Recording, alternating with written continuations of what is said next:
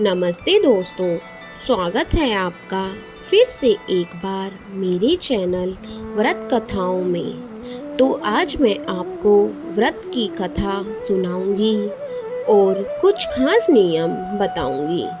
सोमवार का व्रत दिन के तीसरे पहर तक होता है। व्रत में फलाहार या पारण का कोई खास नियम नहीं है। यह आवश्यक है कि दिन रात में केवल एक समय भोजन करें। सोमवार के व्रत में शिवजी पार्वती का पूजन करना चाहिए। सोमवार के व्रत 3 प्रकार के होते हैं: साधारण पति सोमवार, सौभाग्य प्रदोष और 16 सोमवार। विधि तीनों को करने की एक जैसी है। शिव पूजन के पश्चात कथा सुननी चाहिए।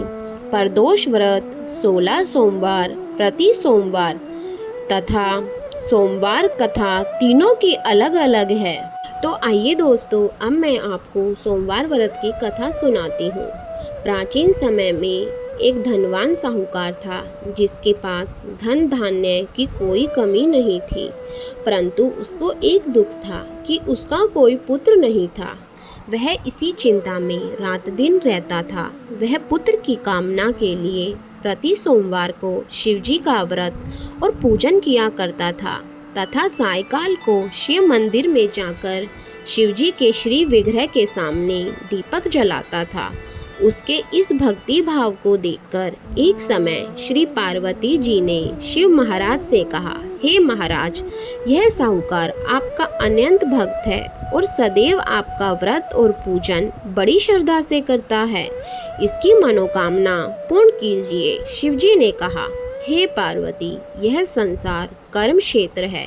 जैसे किसान खेत में जैसा बीज बोता है वैसा ही फल काटता है, उसी तरह इस संसार में प्राणी जैसा कर्म करते हैं वैसा ही फल भोगते हैं। पार्वती जी के अत्यंत आग्रह से कहा, महाराज, जब यह आपका अंत्य भक्त है और इसको अगर किसी प्रकार का दुख है तो उसके दुख को आप अवश्य दूर कीजिए, क्योंकि आप सदैव अपने भक्तों पर पद दयालु होते हैं और उनके दुखों को दूर करते हैं। यदि आप ऐसा नहीं करोगे तो मनुष्य आपकी सेवा तथा व्रत क्यों करेंगे? पार्वती जी का ऐसा आग्रह देखकर शिव महाराज कहने लगे, हे पार्वती, इसके कोई पुत्र नहीं है। इसी चिंता में यह अति दुखी रहता है। इसके भाग्य में पुत्र न होने पर भी मैं इसको पुत्र की प्राप्ति का वर देता हूँ, परंतु यह पुत्र केवल 12 वर्ष तक जीवित रहेगा। इसके पश्चात वह मृत्यु को प्राप्त हो जाएगा। इससे अधिक मैं और कुछ नहीं कर सकता। यह सब बातें साहूकार सुन रहा था। इससे उसको न कोई प्रशंसा हुई न ही कोई दुख हुआ। वह पहले जैसे ही शिव महाराज का व्रत और पूजन करता रहा। कुछ काल व्यतीत हुए और साहूकार की स्त्री गर्भवती हुई और 10वें महीने में उसके गर्भ से अति सुंदर पुत्र की प्राप्ति हुई। साहूकार ने घर में खुशी मनाई गई, परंतु साहूकार ने उसकी केवल 12 वर्ष की आयु कोई अतिक प्रशंसा प्रकट नहीं की और न ही किसी को भेद बताया। जब वह बालक 11 वर्ष का हो गया तो उस बालक की माता ने उसके पिता से विवाह आदि के लिए कहा। तो साहूकार कहने लगा कि अभी मैं इसका विवाह नहीं करूँगा, अपने पुत्र को काशी जी पढ़ने के लिए भेजूँगा। फिर साहूकार ने अपने साले बालक के मामा को बुलाया, उसको बहुत सारा धन देकर कहा, तुम बालक को काशी जी पढ़ने के लिए ले जाओ और रास्ते में जिस स्थान पर भी जाओ यज्ञ करते जाओ और ब्राह्मण को भोजन कराते जाओ। तो दोनों मामा भांजे यज्ञ करते और ब्राह्मण को भोजन कराते जा रहे थे। रास्ते में एक शहर पड़ा। उस शहर में राजा की कन्या का विवाह था और दूसरे राजा का लड़का जो विवाह कराने के लिए बारात लेकर आया था वह एक आग से काढ़ा था। उसके पिता को इस बात की बड़ी चिंता थी कि कहीं वर को देखकर कन्या के माता पिता विवाह में किसी प्रकार की अड़चन पैदा न कर दे। इस कारण जब उसने अति सुंदर सेठ के लड़के को देखा तो उसके मन में विचार आया कि क्यों न दरवाजे के समय इस लड़के से वर का काम चलाया जा सके। ऐसा विचार कर वर के पिता ने उस लड़के और मामा से बात की और वे राजी हो गए। फिर उस लड़के को वर के कपड़े पहना तथा घोड़ी पर चढ़ा दरवाजे पर ले गए और सब कार्य प्रसन्नता से पूर्ण हुआ। फिर वर के पिता ने सोचा कि यदि विवाह कार्य भी इसी लड़के से करा लिया जाए तो क्या बुराई है। ऐसा विचार कर लड़के और उसके मामा से कहा, यदि आप फेरों और कन्यादान के कामों को भी करा दे तो आपकी बड़ी कृपा होगी। मैं इसके बदले में आपको बहुत सारा धन दूंगा। तो उन्होंने स्वीकार कर लिया। विवाह कार्य भी बहुत अच्छी तरीके से संपन्न हुआ। परंतु जिस समय लड़का जाने लगा तो उसने राजकुमारी की चुंदड़ी के पल्ले पर लिख दिया कि तेरा विवाह तो मेरे साथ हुआ है, परंतु जिस राजकुमार के साथ तुमको भेजेंगे वह एक आंख से काना है। मैं काशी जी पढ़ने के लिए जा रहा हूँ। लड़के के जाने के पश्चात राजकुमारी ने जब अपनी चुनरी पर ऐसा लिखा हुआ पाया तो उसने राजकुमार के साथ जाने से मना कर दिया और कहा कि यह मेरा पति नहीं है, मेरा विवाह इसके साथ नहीं हुआ। वह तो काशी जी पढ़ने गया है। राजकुमारी के माता पिता ने अपनी कन्या को विदा नहीं किया और बारात वापस चली गई।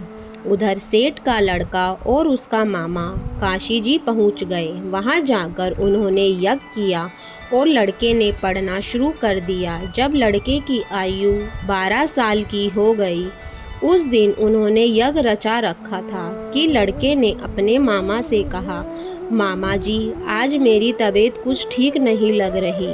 मामा ने कहा, अंदर जाकर सो जाओ। लड़का अंदर जाकर सो गया और थोड़ी देर में उसके प्राण निकल गए। जब उसके मामा ने आकर देखा तो वह मुर्दा पड़ा था तो उसको बहुत दुख हुआ और उसने सोचा कि अगर मैं अभी रोना पीटना मचा दूंगा तो यज्ञ का कार्य अधूरा रह जाएगा। अंत उसने जल्दी से यज्ञ का कार्य समाप्त कर ब्राह्मणों के जाने के बाद रोना पीटना आरंभ किया। संयोगवश उसी समय शिव पार्वती जी उधर से जा रहे थे।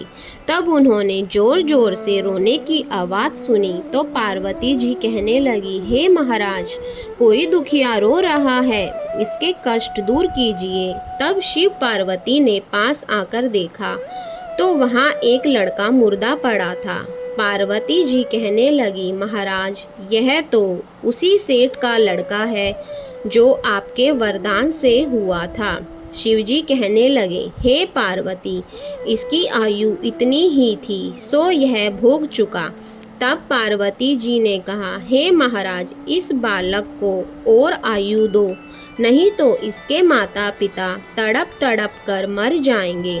पार्वती जी के बार बार आग्रह करने पर शिव ने उसको वरदान दिया और शिवजी महाराज की कृपा से लड़का जीवित हो गया। शिव पार्वती कैलाश चले गए। वह लड़का और मामा उसी प्रकार यज्ञ करते तथा ब्राह्मणों को भोजन कराते अपने घर की ओर चल पड़े। रास्ते में उसी शहर में आए जहाँ उसका विवाह हुआ था।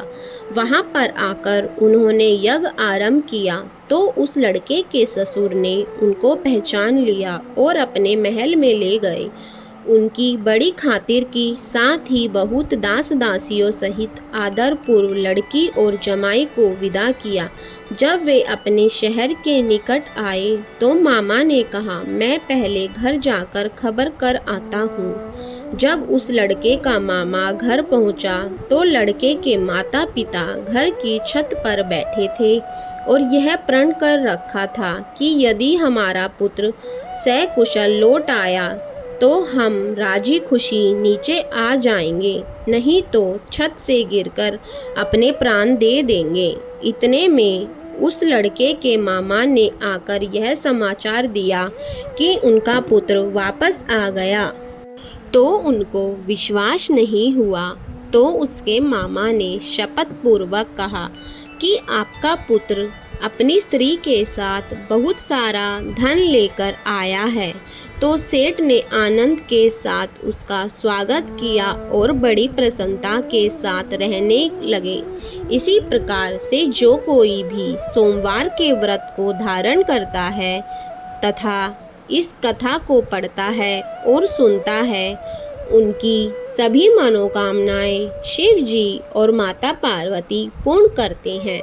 आशा करती हूँ कि आपको मेरी कथा अच्छी लगी होगी।